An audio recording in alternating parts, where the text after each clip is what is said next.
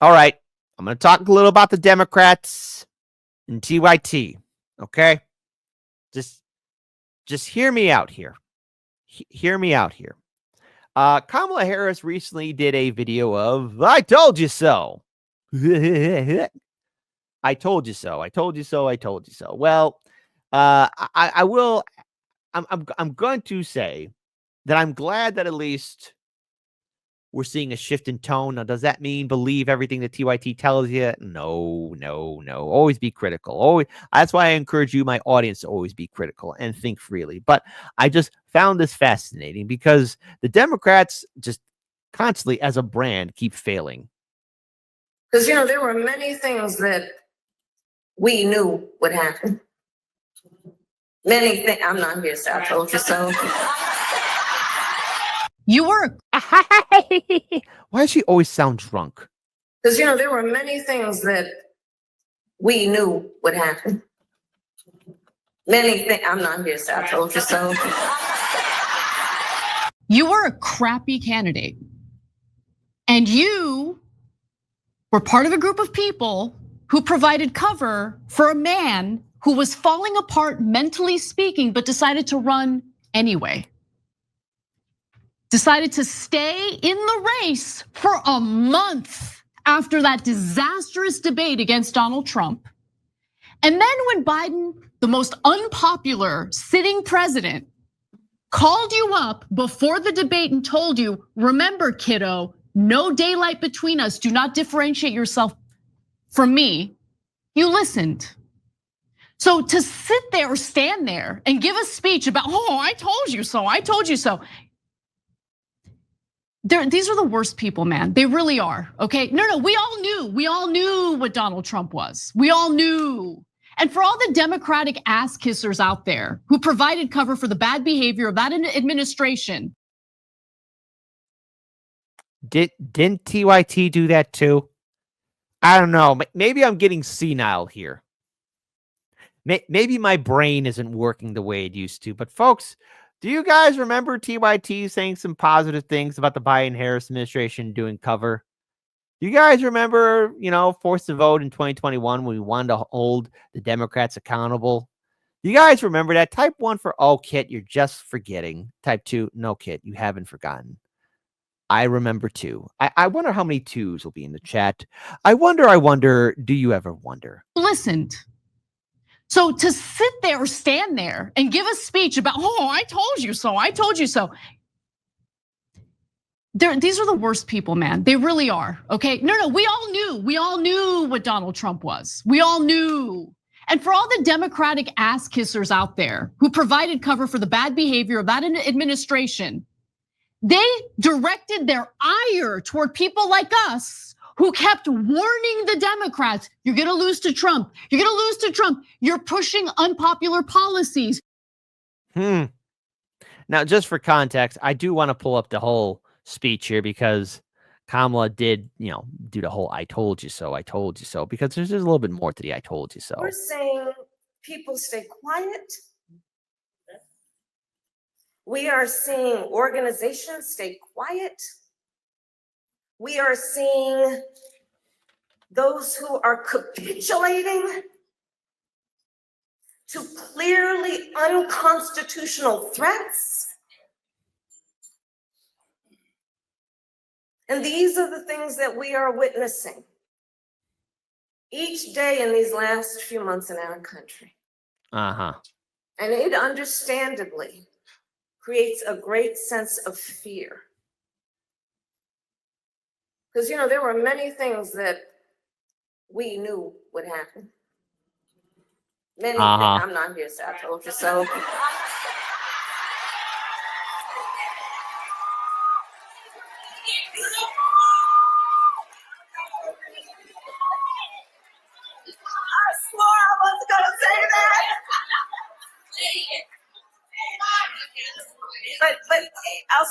I'll say this right here. The jackass said, as bad as Trump is, I'm glad we were unburdened of Kamala. I only can imagine what kind of crazy clown show it would have been. Say this, fear has a way of being contagious. Yeah. Okay. when one person has fear, it has a way of spreading to those around them and spreading. And we are witnessing that, no doubt. But I say this also, my dear friends, courage is also contagious. Courage is also contagious. So I just want to pause here because first, Molly Littlebird, you're absolutely right. Kamala didn't even have any policies on her website. So what is she talking about? Yep, I believe for about 45 to maybe 48 days, her campaign did not have anything in regards towards policy issues on her campaign website. And as soon as they put it on there, the coder, whoever it was, still had Joe Biden 2024 on it. Now, I have to say, hey, great for Anna Kasparian speaking out about this. Great for Anna Kasparian, calling this out. But this is like, again, you are a little bit too little too late at the party, because all of this accountability should have been done way early on, as soon as Biden stepped into office. Because when we saw that Bernie and AOC were capitulating, Hardlands Media, we talked about it. Jimmy Dore, he talked about it. A lot of us were talking about it, just how the Democrats were making sure that nothing would fundamentally change. I mean, what did Biden and Kamala have to run on? They literally had nothing to run on except, oh, Trump bad, woogie, boogie, boogie, boogie, boogie. And now Kamala's saying, oh, I told you so. No, the real truth is, what really should have been done is that we needed people, leaders, to actually, controversial statement here in a 3, 2, 1, lead us. And a lot of people with a lot of influence, especially in the aftermath of defeating Trump in 2020, decided to go to brunch, or either that, not want to upset things, because it was more than just challenging Biden and Kamala. It was also about challenging even the squad and Bernie Sanders to see, okay, Democrats, you got the reins of power, Trump gone, now do something. And when we asked the Democrats to do something like was forced vote, March for Medicare for all, minimum wage increase, 3-day general strike summit meeting, or anything else in between, we got nothing. And for those who called out the squad or Bernie Sanders, we were vilified. Many people were censored or deplatformed. The Hunter Biden laptop story was dismissed by a lot of people. So I'm glad that, yes, you're joining the party, but man, where were you 4 years ago? It's great and all. And I'm happy. I gotta say, I'm happy to see it, but man, oh man, are you late for this very important meeting?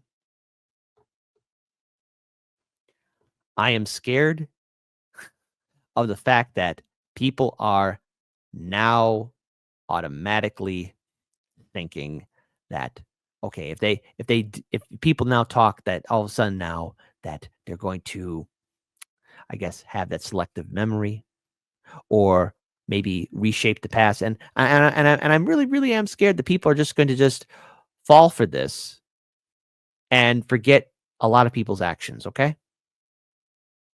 Now, I want to hold out for hope that maybe, eventually people just do wake up, but it's more than just about, being team red or team blue. It is really about breaking away from the two-party system as a whole. And, when you have Kamala Harris up there saying, I told you so, and with all these protests taking place, especially what happened over the weekend, I see people being sheep herded back in the Democrat Party, and I see people getting hyped up for the midterms of 2026, and I see people getting energized and talking about impeaching Trump.